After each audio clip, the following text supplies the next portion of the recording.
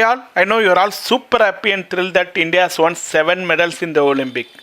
Their best Olympic performance till date. This Olympic also witnessed many firsts for India. PV Sindhu became a first Indian to win back-to-back medal in the Olympics. Our debut in the fencing. Mirabai Chanu winning a silver medal in the weightlifting. Our Indian hockey team made us proud by winning a bronze medal after 41 years. To top it all, Neeraj Chopra created a history by winning first athletic medal for India, that too a gold medal, which made our nation very proud. We also done a very good account of ourselves in women's hockey and golf. Now the bigger question that come to our mind is how are we going to increase our medal tally in the coming Olympics and become a leader in sports? Before going into the how part, I always look into the history and see any inference can be made.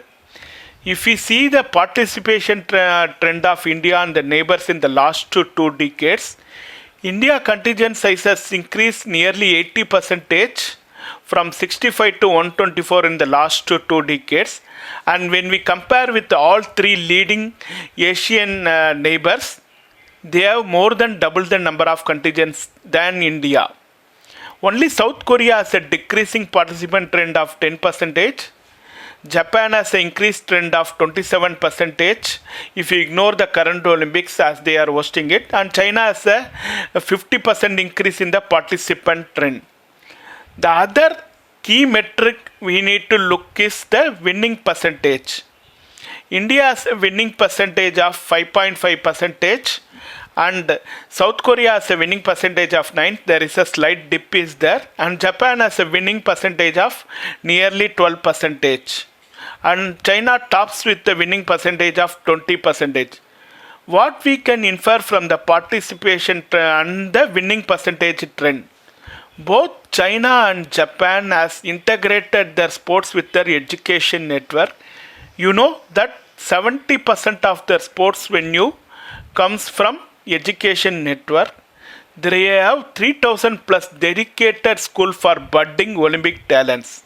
Now when we come to India, 47% of the children enrolled in government schools and the rest are in the private school.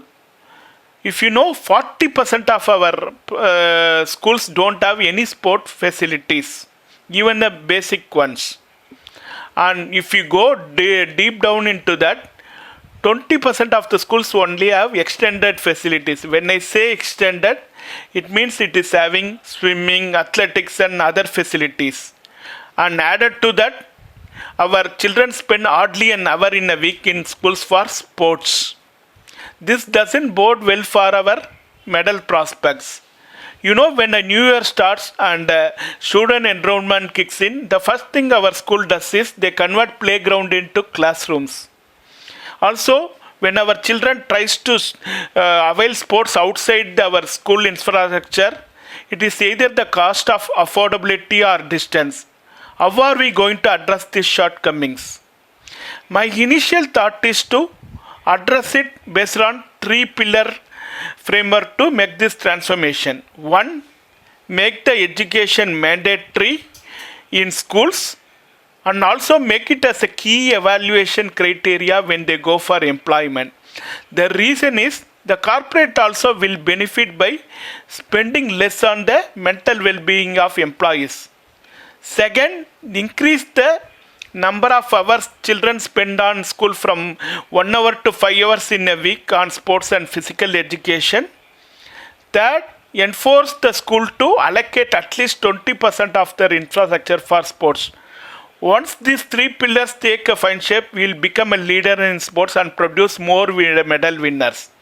Other key thing what the sport does is, it will also reduce our spend on mental and physical well-being, not only for individual but for also corporates. You know how much the corporate spends for well-being of their employees. Second, you have a better productivity and bonding with the people, both as children and as employees. This will be benefited. Then we will also fine-tune our children's leadership qualities and reduce stress and depression and improved social connects.